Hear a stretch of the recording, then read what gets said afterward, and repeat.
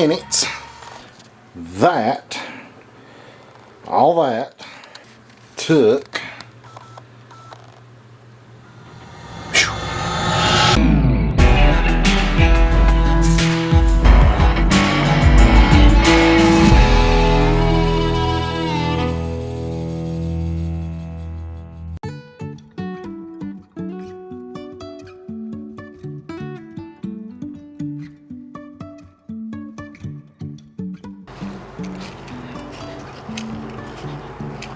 What's happening, everybody? Josh Huskins, the Jeeping Realtor with Foxfire Real Estate.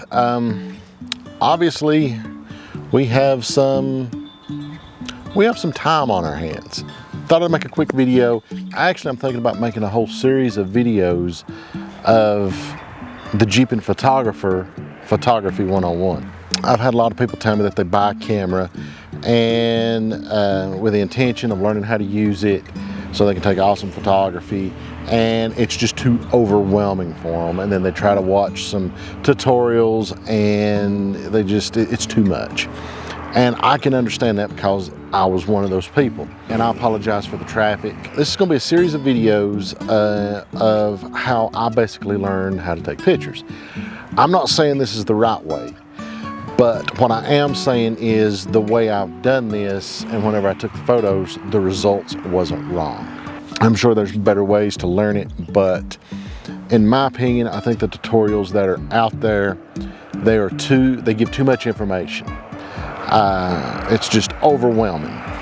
Basically, when somebody starts out with photography, they either want a tack sharp photo or they want different parts of the photo blurred. A good example of a blurred photo would be a portrait, where the subject is in focus and the background is blurred. You got that good bokeh or bokeh, however you want to pronounce it. That's another word that threw me for a long time. Bokeh is the blurriness of a photograph. And it's just simple things like that you catch on to, and you finally understand what people are talking about. So I'm going to strip this down to the bare necessities. I'm going to take some photos of some pods sprouting out on a tree here in my yard, and I'm going to show you the difference. Just a brief overview.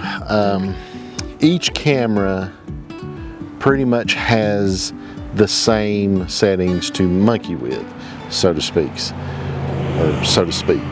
You've got your ISO, you've got your aperture, and you've got your shutter speed.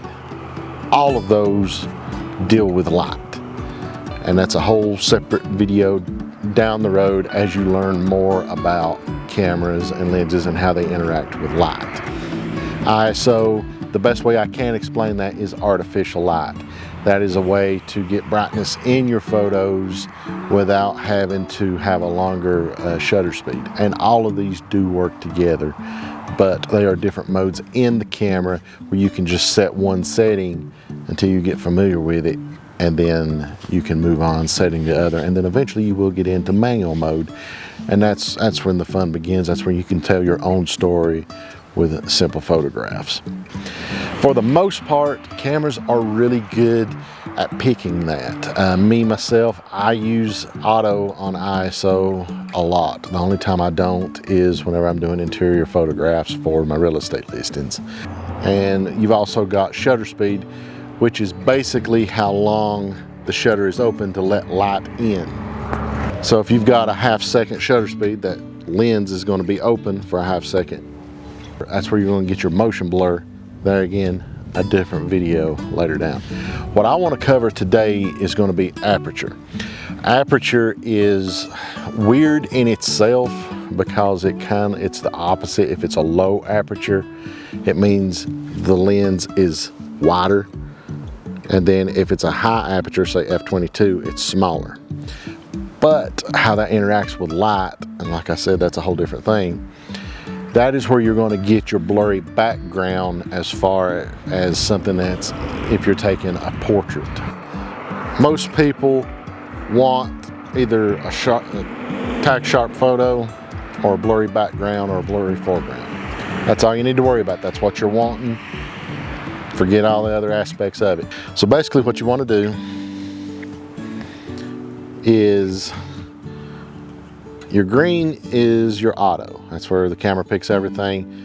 you get lucky sometimes, but you need to get away from this. What we're going to pick is Aperture Priority AV.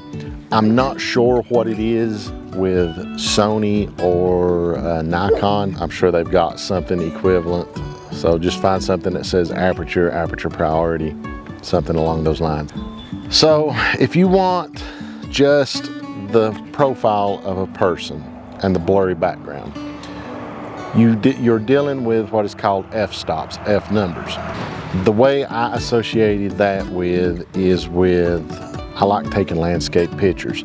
So F2, F4, there's not as many trees going to be in focus. There's only going to be a few trees, 4 trees in focus. Now this is just, to give an example. Not a lot's in focus. F22, more trees is going to be in focus.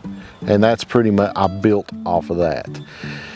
For a profile picture, I'm usually right around F4, F5.6. That's my happy median if I'm taking a portrait of somebody. That's where I like to be, because that gives enough sharpness in the person. Because if you get down to 1.8, 2 point, whatever, you can actually have the nose blurry, the eyes being focused, and then the ears starting to get blurry. And these numbers are not going to be the same for every lens and every camera. You're going to have to play with it. This is just to get you in the right ballpark. So, as I said, if you're taking a picture of a group of people, F4, only a few of them's going to be in focus. As they get closer to the camera, F22, that field of view is going to get broader. So F2, F22, get what I'm saying? So let's go down here and take some photographs of these pods. We're going to AV, Aperture Priority.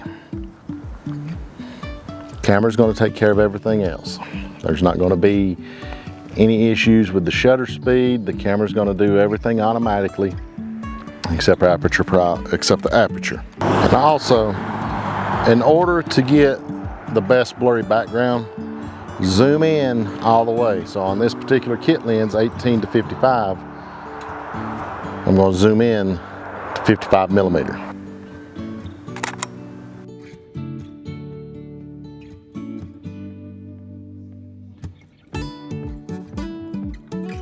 And that was, the lowest I could go was 5.6. So let's bump it up to 8 and take the same picture.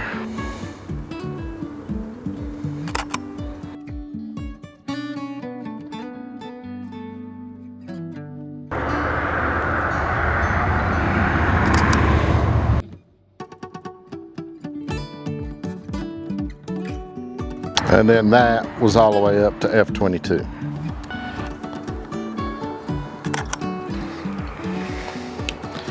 Get you leveled back up. Well guys, I hope you found this informative. I hope you got a lot out of it. And like I said, there'll be a couple more videos. There'll be some more videos in this series of the Jeeping Photographer. I really do hope I've inspired you to take that old camera that you've put in the closet, blow the dust off of it, pull it out and start taking some photos. We actually have time to learn something that I think that will be beneficial to you, and you'll get great use out of for years to come. If you got kids is going to be running around. You can practice snapping them. I'll have another video out shortly dealing with shutter speed, and eventually you'll be able to put all those together. So guys, if you haven't already, hit that like button, subscribe if you haven't already, and good Lord willing, I'll see you in the next one.